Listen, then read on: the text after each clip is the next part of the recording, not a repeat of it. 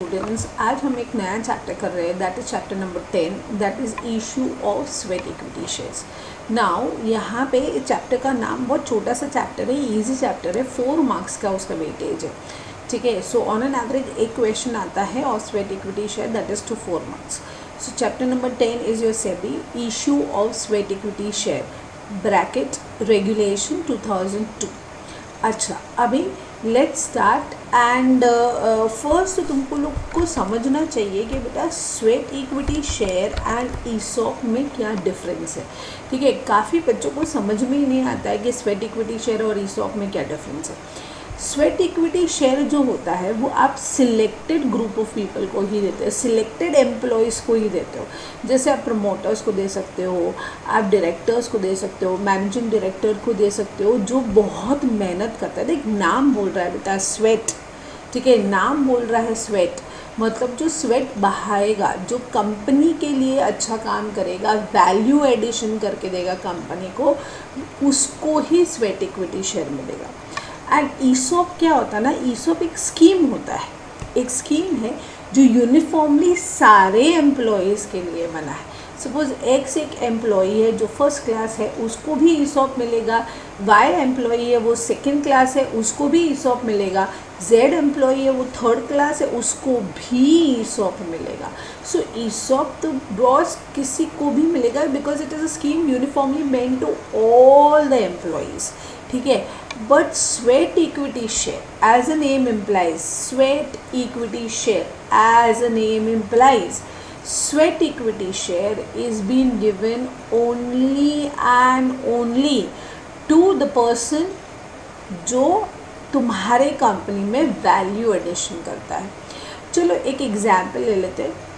Suppose for example Kiran and Anupam, ठीक है, किरण and अनुपम 2 जन हैं मेरे कंपनी में जिन लोगों ने रिसर्च करके मेरे यहाँ पे कैंसर का मेडिसिन बनाया। I am a pharmaceutical company, तो मेरे कंपनी के लिए कैंसर का मेडिसिन बनाया। अभी तुम सोचो, अगर वो कैंसर का मेडिसिन उन लोगों ने मुझे बना के दिया, रिसर्च करके दिया, और वो रिसर्च पेपर्स मेरी कंपनी को दिया, I am C plus suppose, तो रिसर्च पेपर्स मेरी कंपनी को दिया, तो अभी तुमको क्या लगता है कि ऑब्वियसली मेरी कंपनी को बेनिफिट नहीं होगा क्या?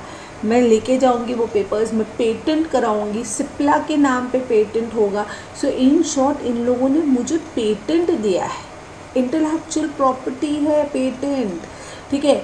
मेरी कंपनी के लिए कुछ प्रॉफिट मेकिंग कुछ किया है, कुछ वैल्यू एडिशन किया, तो सबको तो मैं नहीं दूंगी ना स्वेट इक्विटी शेयर। सुशांत ने कुछ नहीं किया तो उसको नहीं दूंगी, रिया ने कुछ नहीं किया उसको नहीं दूंगी, दीपिका ने कुछ नहीं किया उसको नहीं दूंगी, बट किरण ने किया, यस उसको दूंगी, अनुपम ने किया उसको दूंगी मैं। तो मैं उन लोगों को दूंगी जिन्होंने मेहनत किया मेरी कंपनी के लिए, जिन्होंने स्वेट बहाया और मेहनत किया, उनको ही मैं स्वेट इक्विटी शेयर इशू करूँगी। मतलब it is not given to all the employees, it is given to the selected employees, ठीक है, जो मेरी कंपनी में वैल्यू एडिशन करता है, वैल्यू एडिशन करेगा मेरी कंपनी में, या तो मेरी कंपनी को टेक्नोलॉजिकल नो हाउ देगा। जैसे आईटी इंडस्ट्रीज़ में टेक्नोलॉजिकल नो हाउ होता है, ठीक है, कोई हार्डवेयर बना के देगा या कोई सॉफ्टवेयर बना के देगा। सो टेक्निकल नो हाउ मेरी कंपनी को वो देगा, या तो कोई इंटेलेक्चुअल प्रॉपर्टी मुझे देगा। That is then only I will issue sweat equity share. एवे ही मैं इशू नहीं कर दूंगी स्वेट इक्विटी शेयर सबको, ठीक है। बट ईसॉप जो होता है ना, ईसॉप वो एक स्कीम होता है जो यूनिफॉर्मली सारे एम्प्लॉयज़ के लिए होता है, ठीक है। Whether it be first class employee, whether it be second class employee, whether it be third class employee, boss you are my employee, you are eligible for ESOP, बात ख़त्म। But you will not be eligible for sweat equity share unless and until you do some value addition, ठीक है, to my company. So let's start. हाँ, but ऐसे देखा जाए तो ESOP and sweat equity both are a mechanism to retain the employees. Boss तूने मेरे company के लिए अच्छा काम किया, एज एन अप्रिसिएशन मैं तेरे को स्वेट इक्विटी शेयर दे रहा हूँ, या एज एन अप्रिसिएशन मैं तेरे को ईसॉप दे रहा हूँ. ईसॉप में एंड स्वेट इक्विटी शेयर आप इशू करोगे ना, तो कैसा होगा ना, एम्प्लॉय को फीलिंग आएगा that they are the owner of the company, क्योंकि इक्विटी शेयर इशू हो रहा है, बराबर. तो they will feel that they are owner of the company. So जब भी वो ओनर होते हैं ना अपनी कंपनी के लिए, खुद की कंपनी के लिए काम करने का मज़ा ही अलग होता है. They will feel like that. ठीक है, इसके लिए sweat equity shares and ESOP issue करते हैं just to retain the employees.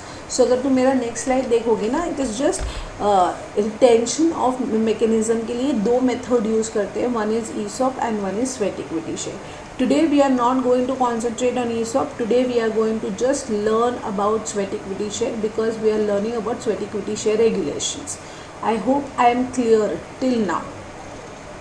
Okay, चलो आगे बढ़ते हैं with next. ये देखो, अगर तुम लोगों ने ये स्लाइड दिख रहा है, congrats in recognition of your good work.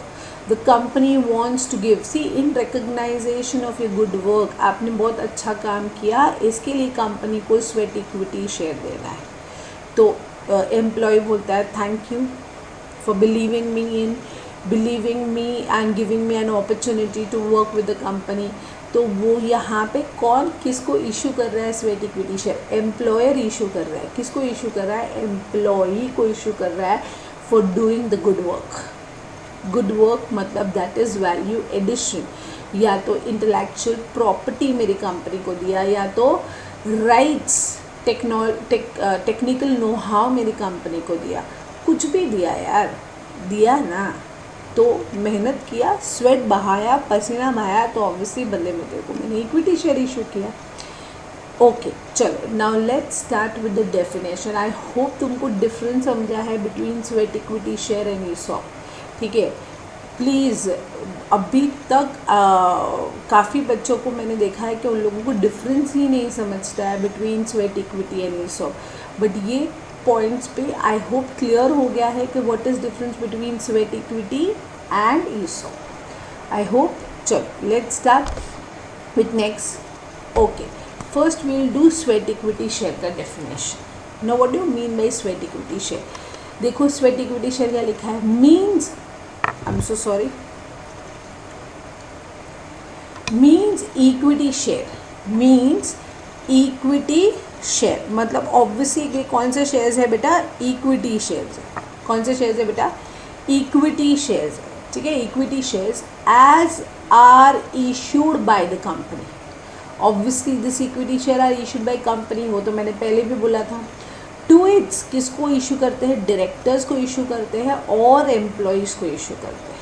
ठीक है, तो आप डायरेक्टर्स को भी इशू कर सकते हो, आप एम्प्लॉयज़ को भी इशू कर सकते हो. ऑब्वियसली या तो फॉर कंसिडरेशन हो सकता है, मतलब ऑब्वियसली डिस्काउंट देंगे. मतलब डिस्काउंट देंगे क्या मतलब मैम? 90 रुपीज़ का शेयर होगा, मार्केट वैल्यू अगर 90 रुपीज़ होगा, तेको मैं 80 रुपीज़ में दूंगी या तेको मैं 70 रुपीज़ में दूंगी. बट मैम अभी डिस्काउंट में तो शेयर्स इशू करना अलाउड नहीं है ना, कंपनी लॉ में सिखाया हमने. But sweat equity share is an exception to it.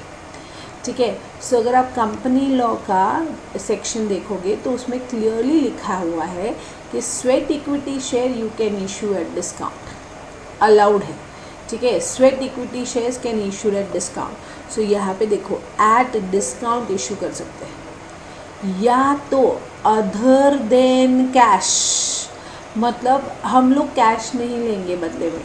Best example मैंने दिया किरण एंड अनुपम का.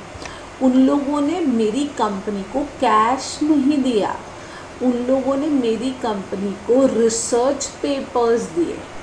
सो जब भी उन लोगों ने मेरी कंपनी को रिसर्च पेपर्स दिए, तो ऑब्वियसली वो रिसर्च पेपर के बदले में मैंने स्वेट इक्विटी शेयर इशू किया है. समझ रहा है ना? स्वेट इक्विटी शेयर मैंने क्यों इशू किया? रिसर्च पेपर के बदले में. सो इन शॉर्ट उन लोगों ने मुझे कैश नहीं दिया, उन लोगों ने मुझे क्या दिया है? उन लोगों ने मुझे पेटेंट दिया है. That is other than cash. So I can issue the sweat equity share in cash also, मतलब 90 रुपीज़ का शेयर मैं 70 रुपीज़ में भी इशू कर सकती हूँ, ठीक है। 20 रुपीज़ में उसको बोलूँगी भाई बॉस तेरा फ़ायदा, क्यों फ़ायदा, क्योंकि तूने मेरी कंपनी में कुछ अच्छा काम किया, इसके लिए मैं तुमको 70 में दिया जा, ठीक है। प्लस या तो मैं तुमको मुफ्त में दे दूँगी, मतलब कैश मत दे, बट उसके बदले कुछ और दिया होगा, जैसे रिसर्च पेपर दिया होगा, या टेक्नोलॉजिकल नो हाउ दिया होगा, या इंटेलेक्चुअल प्रॉपर्टीज़ दिया होगा, कुछ तो दिया होगा। इसके लिए हम लिखते हैं it is issued at discount और for the consideration other than cash, ठीक है। फॉर प्रोवाइडिंग, क्यों दे रहे हैं, व्हाट इज़ द रीज़न, क्यों दे रहे हैं, फॉर प्रोवाइडिंग नो हाउ, कब से चला रही हूँ, टेक्निकल नो हाउ, और making available rights in the nature of intellectual property, patent वाले एग्जाम्पल दिया, ठीक है। और द वैल्यू एडिशंस, या तो कुछ भी वैल्यू एडिशन किया मेरी कंपनी में by what ever name called. I hope ये पॉइंट एकदम क्लियर हुआ, ठीक है। Okay, so done with sweat equity share.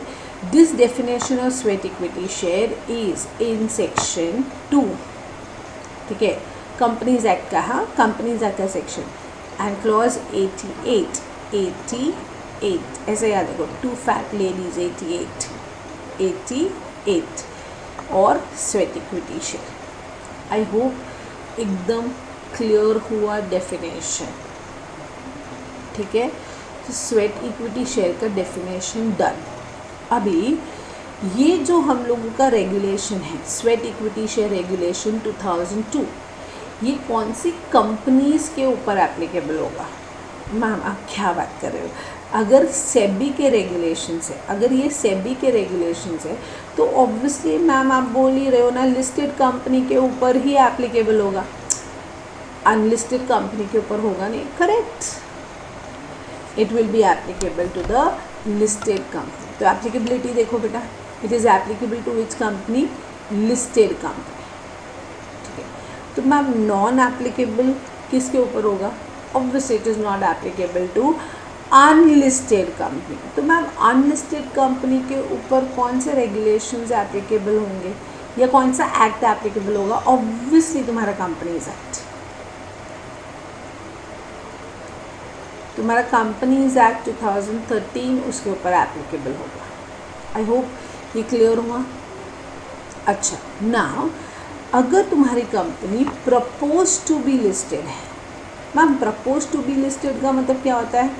Propose to be listed का मतलब अभी लिस्ट नहीं हुआ है, लिस्ट करने वाले हो, लिस्ट करने वाले हो, मतलब you are coming up with IPO, right? मतलब you are going to issue shares and you are coming with IPO। ऐसी कंपनीज के ऊपर ऑब्वियसली ICDR के रेगुलेशंस एप्लीकेबल होंगे। So don't worry, will do in fourth chapter पे ICDR के regulations हो जाएंगे, ठीक है। बट अभी के लिए सिर्फ इतना याद रखो कि हावेवर अगर कोई भी कंपनी अनलिस्टेड है बट वो IPO लेके आ रहे हैं, कमिंग आउट फॉर IPO, मतलब they are going to list the securities, they have to follow SEBI का ICDR के रेगुलेशंस। I hope I am clear till now. So अभी तक मेरा क्या हुआ? अभी तक मेरा डेफिनेशन हो गया और स्वेट इक्विटी शेयर मेरा एप्लीकेबिलिटी हो गया। मतलब क्वेश्चन आएगा कि स्वेट इक्विटी शेयर के रेगुलेशंस कहाँ पे एप्लीकेबल है, तो तुमको ये 2 पॉइंट्स लिखना पड़ेगा, applicability as well as non applicability. 2 paragraph बना के पॉइंट्स लिखना पड़ेगा। ओके, नाउ मैम आप किसको स्वेट इक्विटी शेयर इशू कर रहे हो? ऑब्वियसली आगे देखा ना, इधर डायरेक्टर्स को एंड एम्प्लॉयज़ को। अच्छा मैम प्रमोटर्स को कर सकते हो? हाँ, you can issue the shares to promoters also. Now ये पॉइंट एकदम ध्यान से सुनो, ठीक है। मैं स्वेट इक्विटी शेयर किसको इशू कर सकती हूँ? मैं प्रमोटर्स को इशू कर सकती हूँ एंड इवन में डायरेक्टर्स एंड एम्प्लॉयज़ को इशू कर सकती हूँ, ठीक है।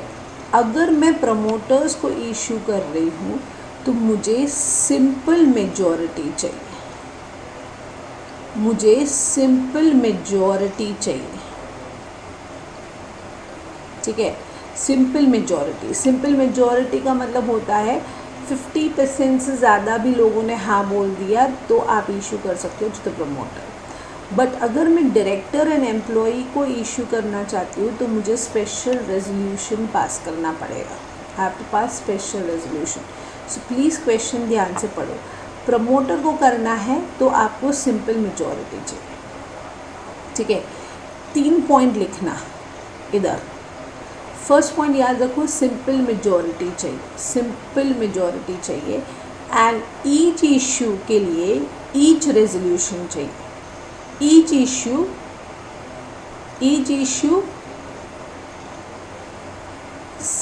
सेपरेट रेजोल्यूशन, ईच इशू मतलब एक इशू में सेपरेट रेजोल्यूशन। अगर दूसरी बार इशू करना है तो वापस रेजोल्यूशन पास करना पड़ेगा, अगर तीसरी बार इशू करना है वापस रेजोल्यूशन पास करना पड़ेगा, चौथी बार इशू करना है वापस रेजोल्यूशन पास करना पड़ेगा। मतलब जितनी भी बार आप इशू करोगे उतनी बार आपको रेजोल्यूशन पास करना पड़ेगा।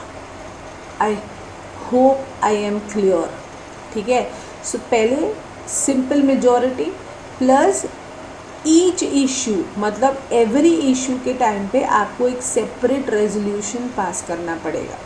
एंड जैसे ही आपने बच्चा रेजोल्यूशन पास कर दिया, you have to complete the whole process within 12 months from passing the resolution. मतलब जिस दिन रेजोल्यूशन पास किया उस दिन से विद इन 12 months में आपको पूरा का पूरा प्रोसीजर ख़त्म करना पड़ेगा।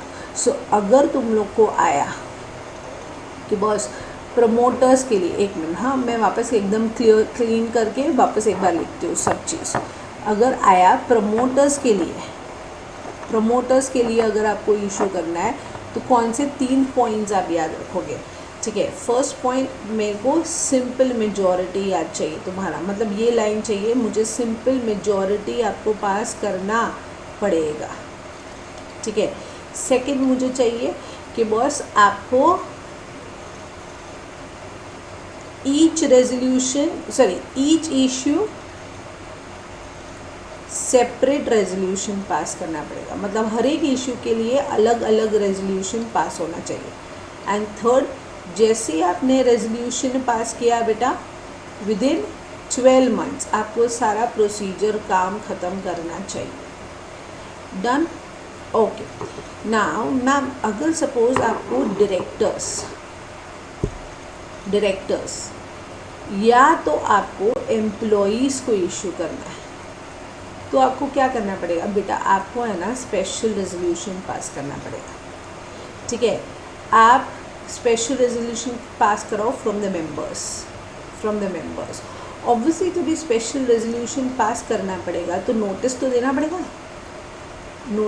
पड़ेगा। एंड नोटिस में एक्सप्लेनेटरी स्टेटमेंट आपको देना पड़ेगा। मैम क्यों एक्सप्लेनेटरी स्टेटमेंट देना पड़ेगा?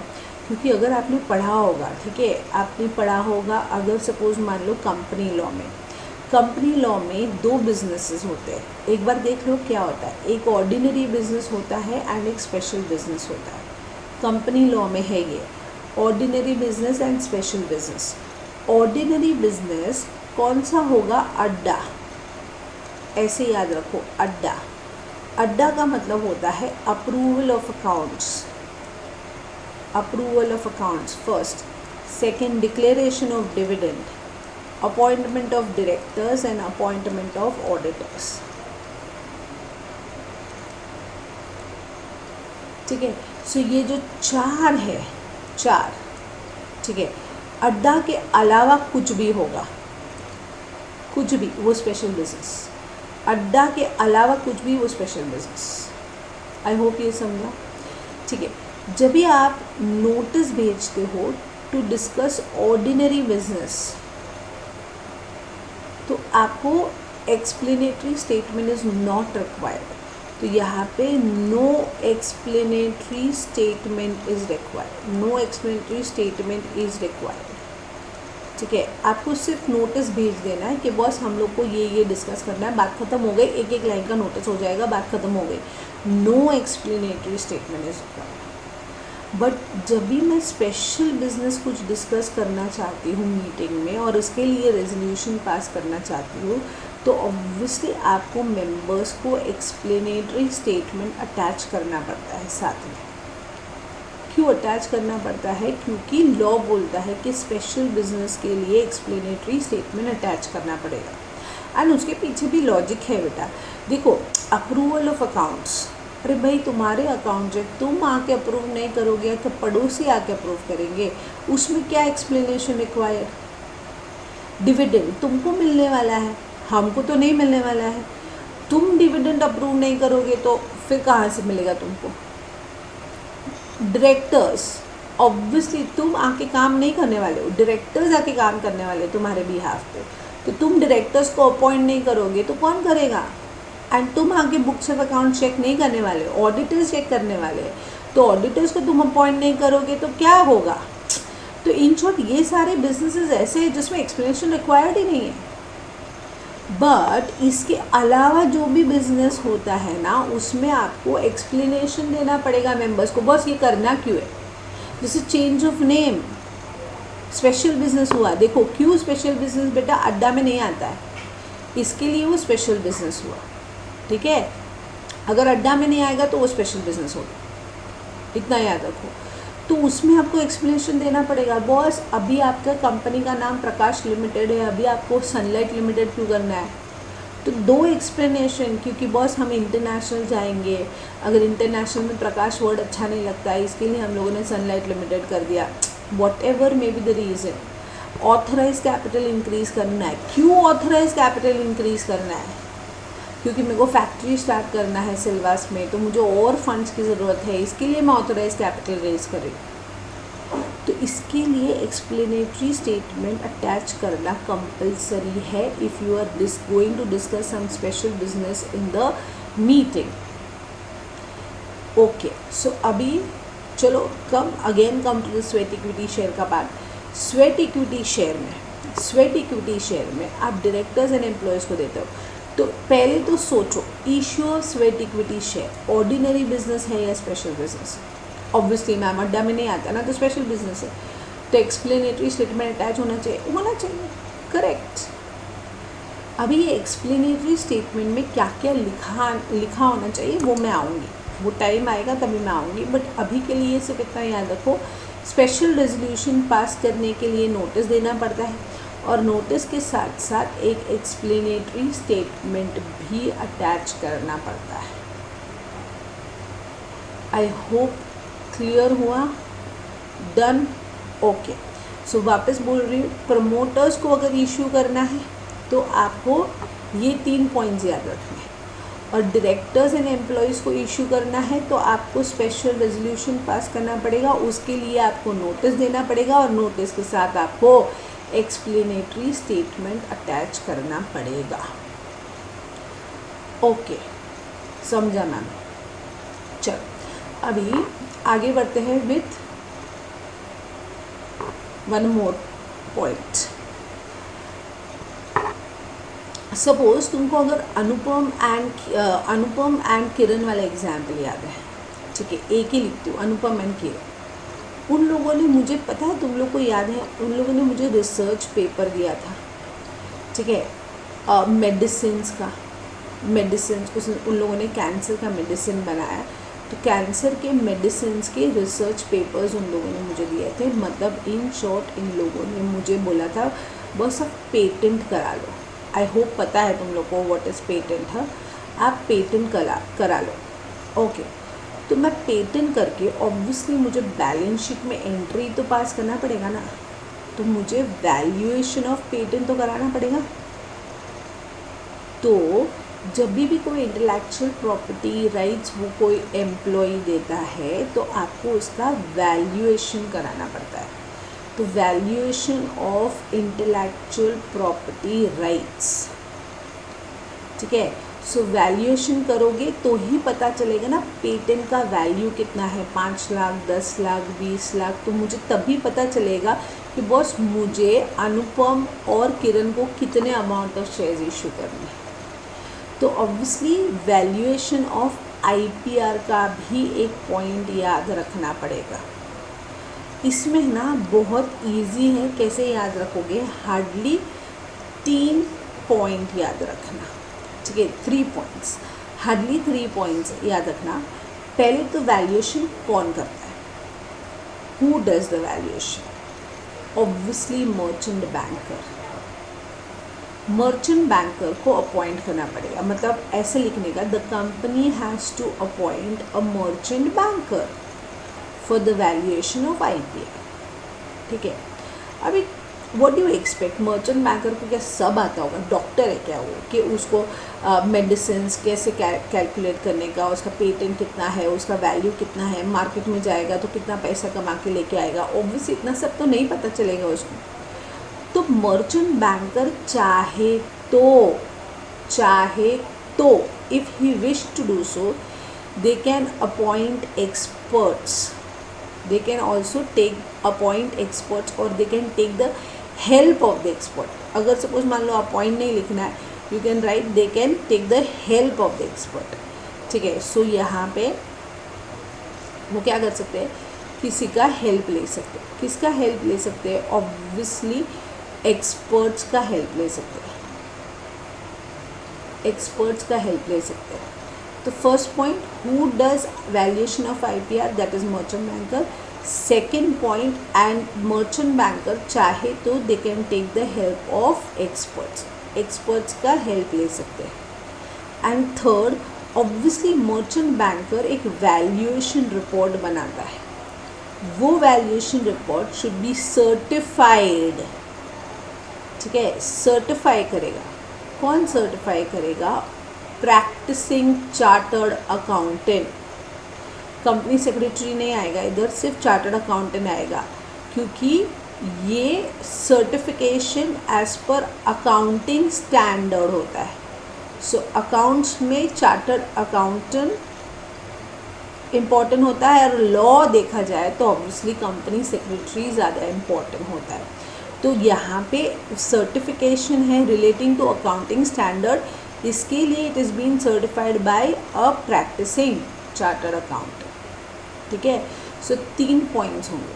First point, who does, merchant banker. Second, they can take the help of experts. And third, the valuation report shall be certified by a practising chartered accountant saying that this valuation is done as per the relevant accounting standard. I hope these points are very clear to you, ठीक है। So now once again we'll see in notes कि कितना हुआ है अपना।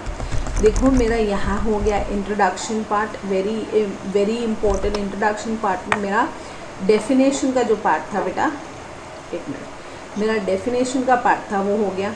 Section 288 मैंने सिखा दिया तुम लोग को, ठीक है। ये जो पैराग्राफ है इट इज़ नथिंग बट, ये डेफिनेशन को मैंने एकदम सिंपल लैंग्वेज में किया है। सिंपल लैंग्वेज में वही चीज़ लिखा हुआ है बट घुमा फिरा के वेरी सिंपल लैंग्वेज में नीचे ये एक्सप्लेनेशन का पार्ट है। आई होप ये क्लियर हो गया। ओके, उसके बाद कंपनीज एक्ट करेंगे बाद में, रुक जाओ, लास्ट में करेंगे कंपनीज एक्ट वाला पॉइंट, ठीक है। इधर आते हैं, एप्लीकेबिलिटी मैंने आपको सिखा दिया, it is applicable to the listed company. Non applicability में आप अनलिस्टेड कंपनी लिखोगे, एंड अगर propose to be listed company है तो सेबी ICDR के रेगुलेशंस एप्लीकेबल होंगे। ओके, फिर मैंने ये बोला स्वेट इक्विटी शेयर्स में be issue to the employees and directors, ठीक है। ऑब्वियसली कंपनीज एक्ट के रेगुलेशंस तो आपको फॉलो करने ही पड़ेंगे, दैट इज सेक्शन 54 वाला ऑफ कंपनीज एक्ट। प्लस अगर वो लिस्टेड कंपनी है तो सेबी के रेगुलेशंस भी फॉलो करने पड़ेंगे। क्लियर? अच्छा, अभी मैंने ये भी बोला कि स्पेशल रेजोल्यूशन पास करना पड़ेगा, एंड दिस पॉइंट्स 1 से लेके 9 तक के जो भी पॉइंट्स है, this are content of the notice. So this is nothing but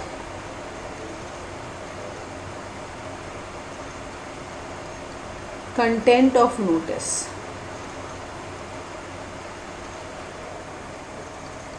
ठीक है, तो यहाँ पे चाहिए तो बाजू में इधर लिख दो ताकि तुमको याद रहे. It is nothing but content of the notice. ठीक है, it is nothing but content of the notice. I hope ये समझा. ये लास्ट में करेंगे हम लोग, लास्ट में. ठीक है, अभी उसके बाद issue a sweat equity share to promoters, ये भी मैंने कराया.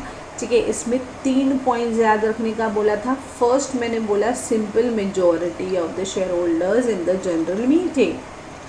सेकेंड मैंने बोला था further the promoters to whom the sweat equity share. Obviously वो लोग पार्टिसिपेट नहीं कर सकते. जब भी वो लोग रेजोल्यूशन में पार्टिसिपेट नहीं कर सकते. जो प्रमोटर्स को स्वेट इक्विटी शेयर इशू करने वाले हो वो रेजोल्यूशन में पार्टिसिपेट नहीं कर सकते. उसके पीछे भी लॉजिक है बॉस. उनका तो ओपिनियन बायस्ड ही होगा. वो तो हाई बोलेंगे, कभी तो ना बोलेंगे नहीं. इसके लिए suppose for example Anupam Anupam example लेते हैं, वो तो एम्प्लॉई था ना. दूसरा एग्जाम्पल लेते हो, Akshay is a promoter of the company. ठीक है, तो अगर अक्षय को शेयर्स इशू करना है तो Akshay will not participate in the resolution because he is a promoter जिनको शेयर्स इशू करना है. तो देखो वो लिखा है further the promoter to whom the sweat equity shares are propose to be issue shall not participate in such resolution. ठीक है, वो पार्टिसिपेट नहीं करेगा. लॉजिक एक, क्योंकि उनका ओपिनियन बायस्ड होता है. And separate resolution shall be pass, ये भी मैंने कराया. Separate resolution shall be pass for each transactions of issue of sweat equity shares. Such resolution shall be valid for not more than 12 months. ये भी बोल दिया from passing the resolution. So for purpose of passing the resolution explanatory statement होना चाहिए. ये भी बोला क्योंकि वो स्पेशल बिजनेस है तो एक्सप्लेनेटरी स्टेटमेंट तो अटैच होना ही चाहिए. Okay okay. प्राइसिंग, रुक जाओ मैं कराती हूँ प्राइसिंग वाला पार्ट.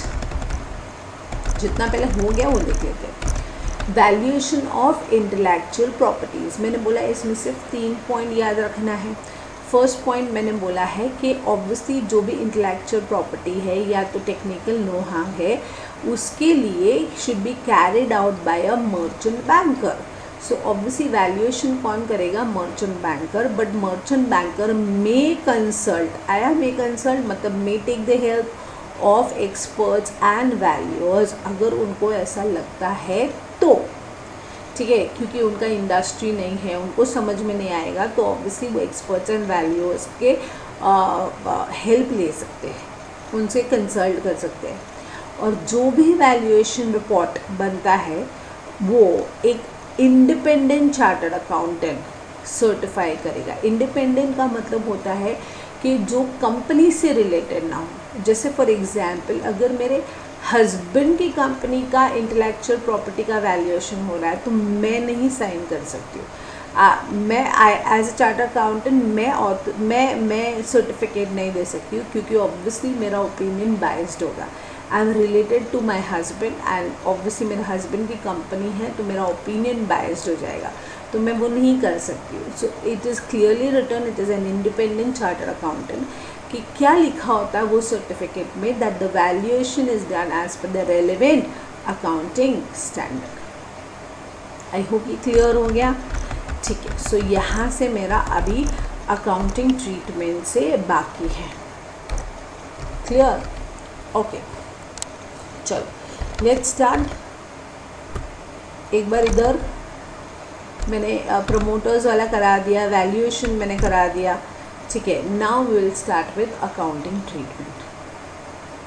अभी बच्चे लोग अगर सपोज मान लो कैश में इशू किया है स्वेट इक्विटी शेयर तो बहुत इजी है अकाउंटिंग ट्रीटमेंट, बहुत ज़्यादा इजी है. मतलब कैसे एंट्री करोगे? Debit what comes in, credit what goes out. Cash is coming in, so cash account debit. ठीक है, चलो मान लो 70 में इशू किया, 70 में इशू किया. ठीक है, स्वेट इक्विटी शेयर का एक्चुअल वैल्यूएशन 90 है फिर भी मैंने 70 में इशू किया तो ऑब्वियसली मैंने डिस्काउंट दिया. तो डिस्काउंट भी डेबिट होगा, ठीक है। 20 टू स्वेट इक्विटी शेयर आएगा, दैट इज 90। Very simple. अगर कैश में है तो, बट मैम अगर कैश में नहीं दिया है, मतलब इन लोगों ने जो डायरेक्टर है, एम्प्लॉयज़ हैं, उन लोगों ने कैश पे किया ही नहीं है। आपने जैसे अनुपम और इसका एग्जाम्पल दिया था ना हम लोग को कि किरण का, कि बॉस उसमें उसने रिसर्च पेपर दिए, तो क्या? तो वेरी सिंपल, मतलब तुम मेरे को पूछ रहे हो कि ma'am accounting treatment for other than cash का क्या होगा? Correct, correct.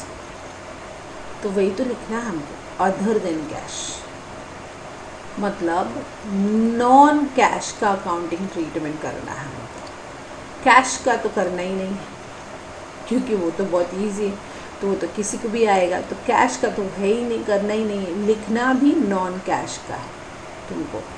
Let's start. Non cash का अकाउंटिंग ट्रीटमेंट देखो। Where sweat equity shares are issued for non cash consideration, non cash consideration, ठीक है।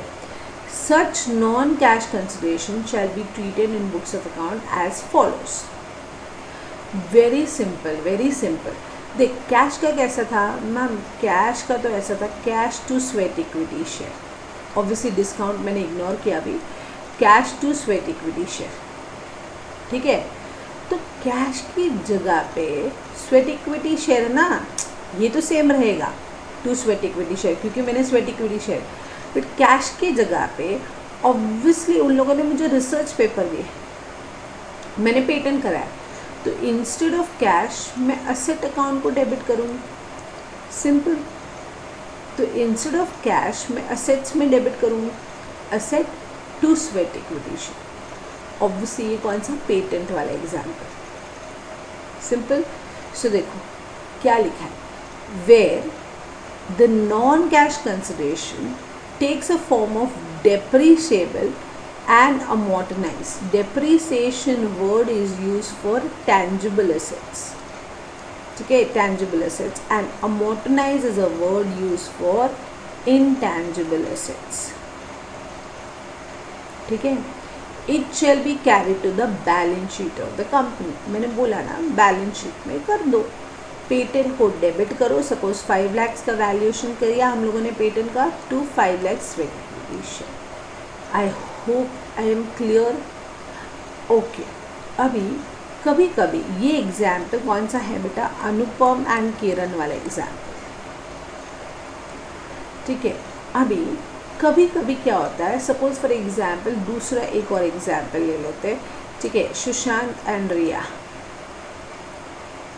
सुशांत एंड रिया वाला, इन दोनों ने मेरे को ऐसा कोई आइटम दिया जिसका वैल्यू एडिशन किया मेरे कंपनी में, no doubt about it, but जिसका बेनिफिट जो है ना बेटा, सिर्फ 1 ही साल रहेगा मेरे पास। मतलब उसका वो ऐसा कुछ आइटम नहीं दिया। अभी देखो अनुपम और किरण ने तो ऐसा आइटम दिया जिसका बेनिफिट लॉन्ग लास्टिंग है, 3 years, 5 years, 10 years, ऐसा हो सकता है ना, बराबर, ठीक है। तो ऑब्वियसली मैंने इसके लिए उसको बैलेंस शीट में लिया। बट जब ये सुशांत एंड रिया ने मुझे बेनिफिट दिया only for that 1 year, and which is going to be benefited to my company only for 1 year, उसके बाद बेनिफिट होगा ही नहीं, मतलब there is no prolong benefit, correct. तो मैं ऑब्वियसली असेट साइड तो लेके नहीं जा सकती उसको, मुझे पीएनएल में डेबिट करना पड़ेगा। तो पीएनएल अकाउंट को डेबिट करो एंड स्वेट इक्विटी को क्रेडिट करो, simple. In any other case मतलब अगर वो बैलेंस शीट आइटम नहीं है तो in any other case it shall be treated as expenses and can be accordingly will be debited to PNL account, simple. I hope this is clear to you. देखो एक बार notes में same लिखा है but थोड़ा wording का difference है। देखो क्या लिखा है, when the non cash considerations take the form of depreciable, ये तो सेम ही है, same. It should be carried to the balance sheet of the company, ये addition in accordance with the relevant accounting standard, simple. Way the above clause is not applicable, मतलब अगर suppose balance sheet item नहीं है, अगर suppose ये balance sheet item नहीं है तो it shall be expensed. Expense का मतलब ऑब्वियसली मैम पीएनएल, एक्सपेंस का मतलब PNL as provided in the relevant accounting standard. I hope I am very clear, I hope I am very clear. ठीक है, okay, now आगे बढ़ते हैं with ceiling on managerial remunerations. ठीक है guys, उसके पहले देखो एक क्वेश्चन आया था, जेल limited has issued sweat equity share for a non cash consideration, what are possible accounting treatment. Very simple question, एकदम डायरेक्ट क्वेश्चन, ऊपर के 2 points 4 marks, bonus marks guys 2 points 4 marks ना। ओके, हाँ, placing of auditor certificate before annual general meeting, it's not so important, बस एक बार पढ़ लेना। बस उसमें सिर्फ इतना लिखा है, ऑडिटर ने जो सर्टिफिकेट इशू किया होगा, ऑडिटर एक सर्टिफिकेट इशू करता है, ऑडिटर मतलब ऑब्वियसली जो स्टैट्यूटरी ऑडिटर्स होते हैं उन लोगों ने एक सर्टिफिकेट इशू किया होगा that company has complied with all the rules and regulation relating to the sweat equity shares, plus the company has pass a special resolution before issuing the sweat equity share. मतलब in short chartered accountant क्या करता है ना, वो सिर्फ एक certificate देता है कि बस कंपनी ने सारे रूल्स एंड रेगुलेशंस कंप्लाई किए, बस। ठीक है, सो अगर मैं बोल रही हूँ कंपनी ने सारे रूल्स एंड रेगुलेशंस कंप्लाई किए हैं, ऐसा सर्टिफिकेट इशू कर देता है चार्टर्ड अकाउंटेंट, वो सिर्फ सर्टिफिकेट आपको जनरल मीटिंग में रखना है। ठीक है, मेंबर्स के सामने रखना है, मेंबर्स को दिखाना है कि बॉस देखो सीए हमारा सीए है ना, वो बोल रहा है कि हमने सारे रूल्स एंड रेगुलेशंस कंप्लाई किए। तो देख ले, एक बार पढ़ ले। In a general meeting subsequent to the issue of sweat equity shares, मतलब after equity shares are being issued, the board of directors has to place before the share holders a certificate from auditors, और उसमें क्या लिखा होगा, that the sweat equity share has been made according to the regulations and in accordance the resolutions has also been passed by the company authorizing, मतलब resolutions भी पास हुए हैं और मैंने sweat equity share accordingly rules and regulations comply करके ही issue किए हैं, ऐसा सर्टिफिकेट में लिखा होगा। Done, easy. Now this part is bit tricky, sealing on managerial remuneration. Now, what do you mean by sealing on managerial remuneration? ठीक है, okay. Now ceiling on managerial remuneration, I hope तुमको company law का एक provision पता होगा।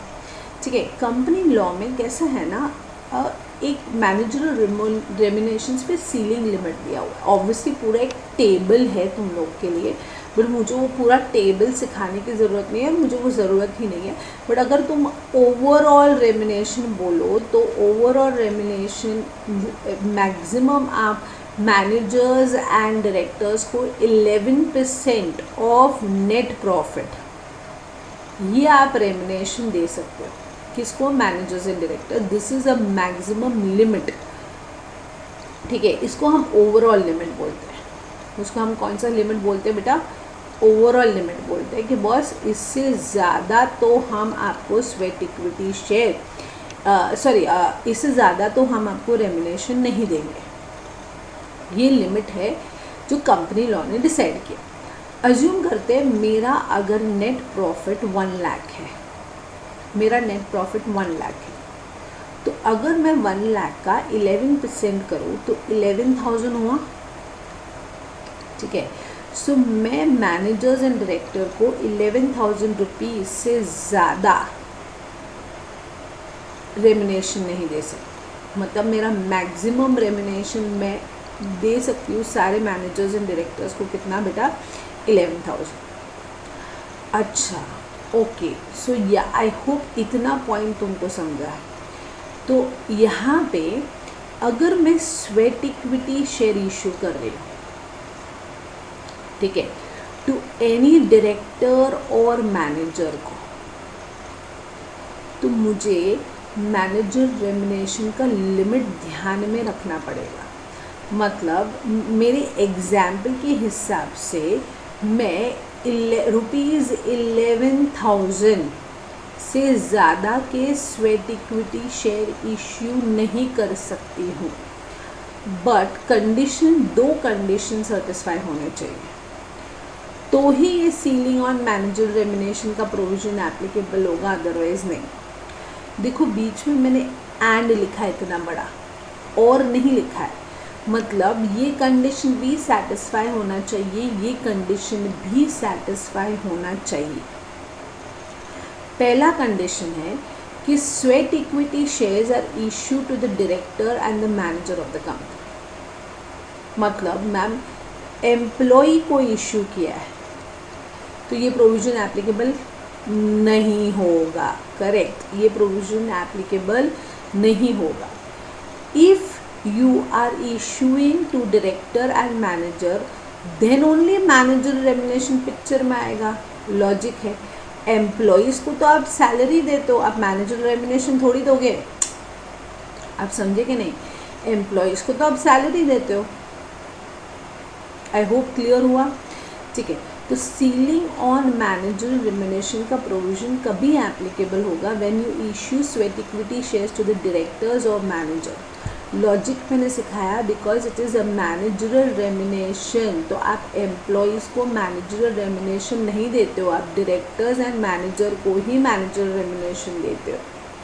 इसके लिए ये प्रोविजन सिर्फ एप्लीकेबल है when you are issuing sweat equity share to the directors और manager. Okay, and they are issued for a non-cash consideration, मतलब cash consideration, non cash consideration. अच्छा, तो मैम उन लोगों ने कुछ दिया होगा आपको, नो हाव या ऐसा कुछ दिया होगा ना, मतलब उन लोगों को कैश नहीं दिया, नो हाव दिया होगा। हाँ करेक्ट, नो हाव दिया होगा। तो which is not forming the asset which can be carry to the balance sheet of the company, मतलब it should not be an asset for the company. तो ma'am मतलब balance sheet item नहीं होना चाहिए ना, वही बोल रहे हो ना, बैलेंस शीट आइटम नहीं होना चाहिए, मतलब वो पीएनएल आइटम होना चाहिए। मतलब सेम सुशांत एंड रिया ने मुझे पीएनएल आइटम दिया था, याद आ रहा है? ठीक है, सुशांत एंड रिया ने पीएनएल आइटम दिया था। I am assuming Sushant and Riya are director and manager of my company. Sushant and Riya are director and manager of my company and they have given my company a PNL item, then only ceiling on manager remuneration का provision applicable होगा। अगर ये दोनों condition में से अगर एक condition भी सेटिस्फाइड नहीं हुआ तो ये प्रोविजन एप्लीकेबल नहीं होगा। मतलब मैम आप ऐसा बोल रहे हो अगर एम्प्लॉई है तो ये प्रोविजन देखने की ज़रूरत ही नहीं है।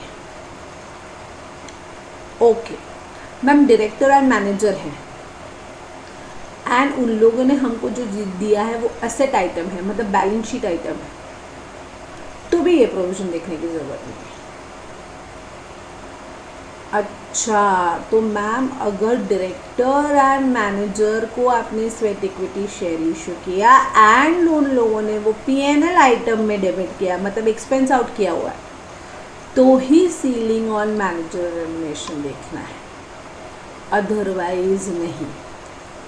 आई hope I am very clear, I hope I am very clear, I hope I am very clear. हाँ या ना? Okay, I hope I am very clear. So देखो क्या लिखा हुआ है, एक मिनट। हाँ, when sweat equity shares are issued to the directors and manager and they are issued for a non-cash consideration which does not form the part of an asset which have to be carried out to the balance sheet. In short, it is forming the part of P&L. Simple. If it is not forming the part of balance sheet, it is forming the part of P&L. Okay. Ma'am अभी समझा कभी applicability देखने का। मतलब दोनों conditions आप बोल रहे हो कि मैं अगर स्वेट इक्विटी शेयर डायरेक्टर्स को दे रही हूँ या मैनेजर को दे रही हूँ, ठीक है, डायरेक्टर या मैनेजर को दे रही हूँ, एंड वो P&L आइटम है, तो सीलिंग ऑन मैनेजर रेम्युनरेशन का प्रोविजन एप्लीकेबल होगा। उसका मतलब आप 11% ऑफ नेट प्रॉफिट से ज़्यादा अमाउंट के स्वेट इक्विटी शेयर्स इशू नहीं कर सकते हो, ठीक है। मतलब मेरे एग्जाम्पल में सुशांत एंड रिया डायरेक्टर है ऑफ द कंपनी, एंड उन लोगों ने P&L आइटम दिया है कंपनी को, तो मैं उनको सिर्फ और सिर्फ 11,000 के equity share, sweat equity share issue कर सकती हूँ, क्योंकि मेरा जो नेट प्रॉफिट है वो 1 लाख है, तो उसका 11% 11,000 हुआ, तो मैं सुशांत और रिया को सिर्फ और सिर्फ 11,000 के ही स्वेट इक्विटी शेयर इशू कर सकती हूँ, उससे ज़्यादा नहीं इशू कर सकती हूँ मैं sweat equity share. I hope समझा। सो प्लीज़ मैनेजरल रेम्युनरेशन का सीलिंग लिमिट ध्यान में रखना पड़ेगा when you are issuing the shares, sweat equity shares to the directors and employees, and they have given you some item and you are issuing that for a non-cash consideration, मतलब they have given you some item which is not forming the part of balance sheet, it is forming the part of P&L. I hope I am very clear in this. Okay, so वही लिखा हुआ है, अगर तुम notes में भी देखोगे ना बेटा, वही लिखा है, sweat equity shares are issued to the directors और managers and they are issued for non consideration, but it is not forming the part of asset. Okay, lock in period very easy, I need not explain also बेटा। Lock in period is 3 years, मतलब आपको जैसे ही sweat equity share issue किया, जैसे मैंने अनुपम को अनुपम को स्वेट इक्विटी शेयर इशू किया, या तो किरण को स्वेट इक्विटी शेयर इशू किया, तो it should be locked in for how many years, 3 years from the date of allotment. मैंने जिस दिन अलॉट किया उस दिन से 3 साल आपको रखना पड़ेगा। आप 3 साल के बाद बेच सकते हो, विद इन 3 years आप बेच नहीं सकते हो, because the lock in period is how much years बेटा, 3 years।